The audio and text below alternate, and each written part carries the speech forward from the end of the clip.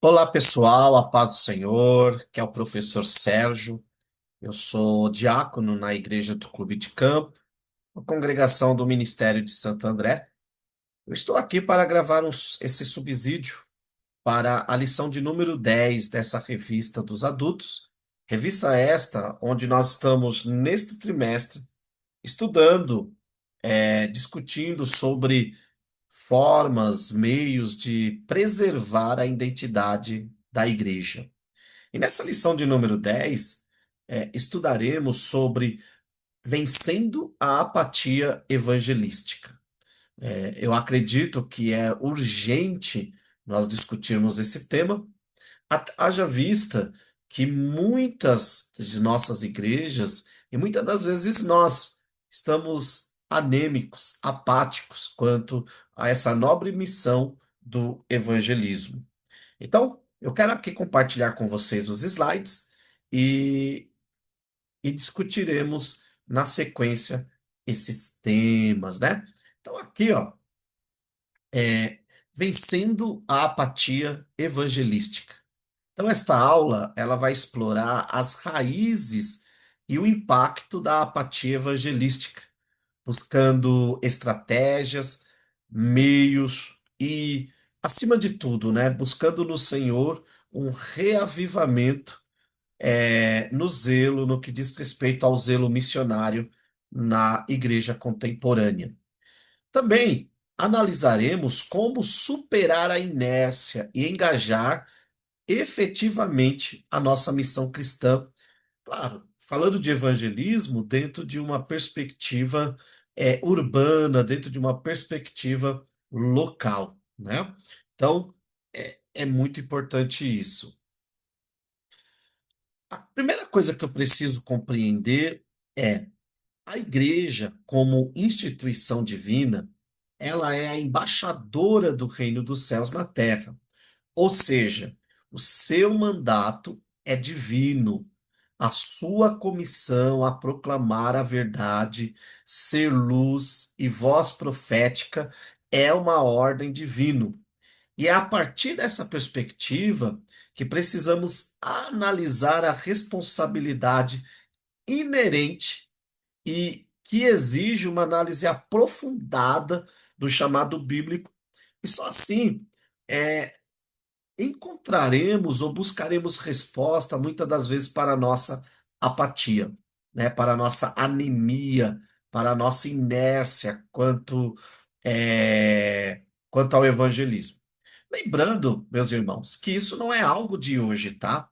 Uma das sete igrejas, a igreja de Laodiceia, ela é repreendida justamente pela sua inutilidade. Note que Jesus a compara as águas da sua cidade. Era uma igreja morna, né? Era uma igreja que se misturou, uma igreja sincretista, uma igreja é, que muitas das vezes na sua missão, no seu jeito de evangelizar, por assim dizer, misturou as coisas. E Jesus vai olhar e dizer: ó, vocês estão mornos. Por estar mornos, eu vomitar-te-ei da minha boca, né? Eu sempre faço uma colocação que as águas de Herápolis eram quentes, logo elas curavam. As águas de Colossos eram águas frias, refrescantes, logo elas aliviavam, logo elas eram, é, saciavam a sede. Enquanto que as águas de Laodiceia eram mornas, águas sujas, que cheiravam mal, inúteis. Jesus está falando para aquela igreja: vocês são inúteis. Note que nós geralmente usamos o versículo que Jesus, a fala que Jesus dirige àquela igreja, né? Estou à porta e bato. Nós dirigimos isso ao evangelismo com aqueles que não são cristãos. Mas note que Jesus está falando aquilo para uma igreja que se tornou irrelevante no contexto que ela estava inserida. É muito triste isso. Mas o que leva uma igreja a se tornar irrelevante? Essa aula, aula de número 10, professor, você tem a oportunidade de discutir com os seus alunos algumas dessas características. Claro que não é o todo, mas alguns desses pontos que podem levar a é, a essa apatia evangelística, né? Então, eu preciso entender que o evangelizar, assim como o discipulado, né? Evangelismo e discipulado estão juntos, é uma missão primordial, é teológica e imperativa, né? É o que nós chamamos na teologia de missio Dei, ou seja, é uma missão de Deus para a sua igreja. E nós somos os agentes dessa missão. Então, o imperativo bíblico id, né, por mais que não seja o foco só o id, mas dentro da grande comissão, nós temos também o fazer discípulos, né? E a rigor, o verbo mafeteio, fazer discípulos, é o único, né? Lá em Mateus capítulo 29, 28, versículos 19 e 20, Mateus 28, versículos 19 e 20, é o único no período do modo imperativo. Os outros três verbos que ali estão, eles aparecem no particípio, traduzindo isso para o português, no gerúndio, e indica a maneira pela qual a ordem de fazer discípulos deve ser cumprida. Então, como que eu faço discípulos?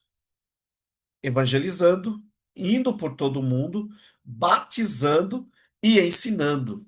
Então, muito se fala hoje sobre discipulado, muito se fala hoje sobre ser discípulo, seguidor de Jesus, mas como faremos discípulos se não é, irmos, se não evangelizarmos?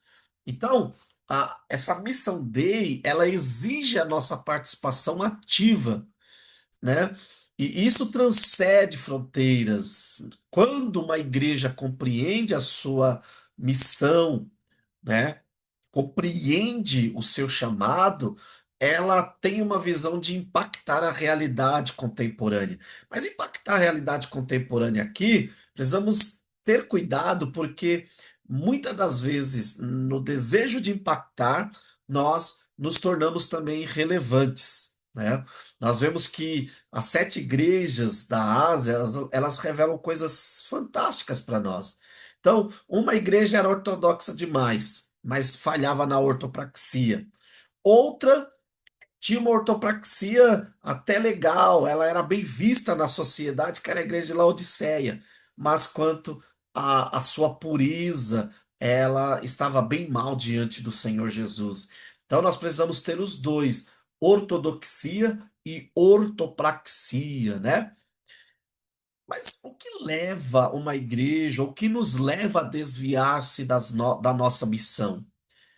A igreja contemporânea, ela enfrenta o risco de desviar-se de sua missão central devido a alguns fatores. Eu quero colocar aqui alguns, não é o todo, tá bom? Então, qual, quais desses fatores que nós podemos colocar aqui? Por exemplo, o secularismo, né? O secularismo, o individualismo e a cultura do consumo. Tudo isso contribui para essa desconexão. Então, quando analisamos essas tendências, nós vemos o quanto elas vão impactar a nossa atuação evangelística. E muitas das vezes, aquilo que chamamos de evangelismo são apenas eventos sociais, que é uma outra questão que a igreja contemporânea, e não falo só brasileira, mas no geral, e muitas das vezes nós também somos levados a essa prática, né? A prática de muitas das vezes fazer o evento social achando que estamos evangelizando, né?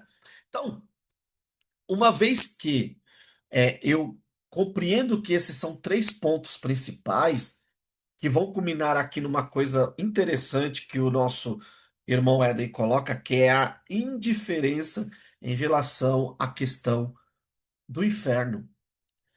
Fato é, muitas das vezes negligenciamos, somos secularistas, muitas das vezes somos individualistas, Temos uma cultura do consumo porque nós negligenciamos a realidade de um inferno eterno, né? Então, a igreja contemporânea é rica em programas e eventos internos. E aqui, gente, é para nós pensarmos, tá? Como professor que preparou esse subsídio, eu quero que vocês pensem, leve os seus alunos a pensarem o que pode gerar essa apatia evangelística e como vencê-las. Então, os nossos cultos muitas das vezes são temáticos, nós somos cheios de conferências, de retiros, grupos de estudos, e tudo isso somente para preencher agenda. Contudo, essa imperatividade interna muitas das vezes desvia o verdadeiro foco da igreja de sua missão primária. E qual é?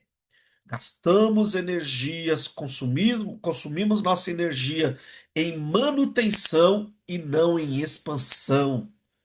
Nós queremos manter e não expandir. Enquanto que o mandato de Cristo é expandir, ir e pregar. A priorização de estruturas internas pode nos levar à negligência da proclamação externa. Eu não estou dizendo que não devamos ter cultos temáticos, conferências, retiros, grupos de estudos, uma agenda ativa na igreja. Mas o problema é que muitas das vezes essa agenda termina nos tornando uma igreja de manutenção e não de expansão, né? E, e é interessante que isso resulta em estagnação e enfraquecimento do impacto do reino. Então, é crucial reavaliar as prioridades para um evangelismo eficaz. Então, aí nós vamos substituindo, né? Então, a transição do fervor evangelístico passa à busca do conforto e sucesso pessoal dos membros. Claro, isso é um reflexo das mudanças sociológicas e até teológicas, né? Aí aí o papel do teólogo na sua igreja local, que é reorientar os irmãos para uma busca por expansão e não só por manutenção. Então, essa reorientação ameaça a identidade profética da igreja e evangelística, desviando-a de sua missão central, né? E quais as implicações dessa apatia? Veremos agora. Primeiro, o nosso propósito transcende a mera participação religiosa. Nós não fomos chamados para sermos religiosos. Nós não fomos chamados para sermos apenas membros de uma igreja local. Nós fomos comissionados a proclamar ativamente as boas novas. Daí a urgência do cenário atual que exige uma reavaliação de nossas prioridades, impelindo-nos a um retorno vigoroso ao mandato evangelístico original, né? Nós olhamos ali a Cristo enquanto esteve aqui na Terra. 3 anos ele foi ativo no evangelismo. Eu gosto muito do Evangelho de Marcos, que nós vemos um Cristo ativo, prega aqui, daqui a pouco está em outra cidade, daqui a pouco está em outra missão. A igreja precisa fazer isso, né? E tem uma questão que aqui envolve a nossa escatologia. Por que às vezes o nosso evangelismo é tão fraco? Porque a nossa escatologia é fraca. Os cristãos primitivos, os cristãos bíblicos, eles evangelizavam, tinham uma sede de evangelismo, porque eles tinham uma perspectiva de brevidade de suas vidas nessa terra. E eles viviam na iminência da eternidade. E todas as vezes que eu tenho essa noção de brevidade terrena e de iminência eterna, isso demanda ação imediata. Há vidas em risco e somos chamados a resgatá-las sem demora. É o que o irmão coloca aqui. Muitas das vezes a nossa indiferença ao inferno nos faz cruzar o braço, nos faz ser uma igreja de manutenção. E é muito bom, gente, mantermos os que estão, mas precisamos manter e expandir. Manter e expandir. Tanto que há igrejas e há locais que nem mais têm evangelistas. Os evangelistas, eles são importantes ministerialmente dentro dessa questão. Claro, é uma ordenança a toda a igreja, mas é responsabilidade de toda a igreja. Mas os evangelistas, aqueles que têm um olhar para as missões locais, missão urbana, missão no bairro, muitas das vezes nós negligenciamos essa questão. E tudo isso porque a nossa perspectiva de eternidade ela é bem fraca. Então, uma igreja apática, né, a apatia evangelística na igreja contemporânea manifesta-se como fuga da grande comissão. Então, esses sintomas, e o que que isso gera? Gera sintomas como baixa adesão a missões, falta de engajamento comunitário, e as causas disso são secularização, crise de identidade. Por isso que essa revista aborda isso, porque é importantíssimo, é urgente nós voltarmos à nossa identidade. E só quando preservarmos a nossa identidade é que nos manteremos firmes nesses tempos de desvios. Então, e priorização do conforto individual, né? Nós priorizamos muitas das vezes o conforto, e volto a dizer, todos os membros de uma igreja local precisam ter um templo confortável, precisam ter uma boa estrutura, até porque essas almas evangelizadas, elas virão para a igreja local, e aí precisa ter um lugar para cuidar delas. No entanto, muitas das vezes nós priorizamos as estruturas e não priorizamos a verdadeira comissão, que é ir atrás das pessoas, né? Então, a apatia evangelística é a inércia na proclamação da fé.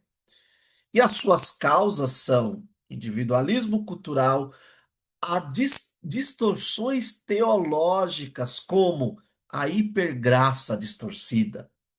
Nós temos uma ideia de que a graça, de alguma maneira, vai alcançar todos.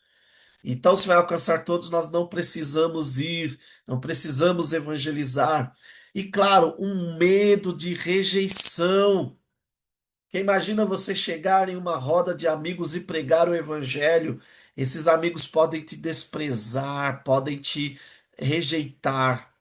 Então, esses são alguns fatores que contribuem para a estagnação missionária evangelística.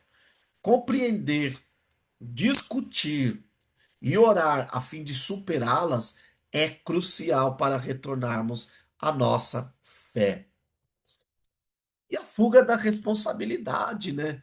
A omissão evangelística desvirtua, né? Desvirtua a missão e a identidade da igreja quanto aos propósitos divinos. Isso gera uma crise de credibilidade no testemunho cristão, afastando-nos de nossa essência profética, evangelística e transformadora. Quando eu digo profética, é porque a palavra de Cristo, a palavra de Deus, ela é em si profética. Então, quando eu negligencio o evangelismo, eu estou negligenciando também, sim, a nossa missão eh, profética, né? E isso é muito importante para nós. A indiferença e inação. A apatia evangelística manifesta-se como indiferença, não apenas inação, mas uma desconsideração ativa ou passiva pela grande comissão, né? E suas raízes podem ser teológicas, socioculturais ou pessoais. resultando na estagnação do testemunho cristão e na perda de oportunidades transformadoras, né? A indiferença às almas. Precisamos priorizar as almas, não banalizar a eternidade, né? A eternidade, tanto na perspectiva do céu quanto do inferno, são coisas reais, coisas importantes, né? E quais os impactos na nossa missão e relevância? A inércia evangelística compromete a expansão do reino de Deus e a vitalidade da igreja. Isso, claro, limita a nossa relevância social, a nossa capacidade de transformar, gerando a perda de propósitos. Mas nós precisamos reacender o fervor.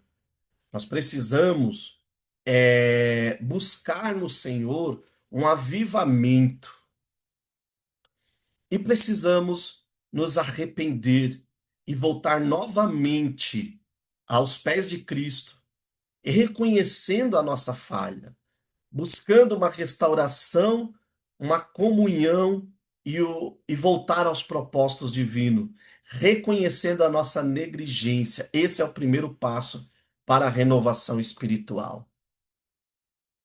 Quando uma igreja ela tem a cultura do evangelismo, ela é uma igreja que lidera, ela é uma igreja que vai discipular, ela é uma igreja que vai engajar, e ela é uma igreja que vai impactar. E quais as estratégias para isso? Primeiro, a capacitação contínua. Precisamos ter mais cursos, né? O discipulado para novos convertidos, a integração do evangelismo na vida diária e a sustentabilidade e engajamento comunitário. E quais os exemplos bíblicos? Nós temos vários. Paulo, Estevão, nós temos o próprio Felipe, né? O evangelista Felipe, nós temos João Batista. Então, meus irmãos, exemplo nós temos. Muitas das vezes falta a nós, né, a aplicação e o desejo de aprender com esses homens de Deus, com esses homens de Deus. E aqui eu quero finalizar essa videoaula dizendo para você que o Senhor Jesus Cristo tem um grande desejo que nós, enquanto igreja, retornemos, né, para a obra missionária. Tá bom? Deus abençoe você. Até a próxima, se o Senhor Jesus assim permitir, e até mais.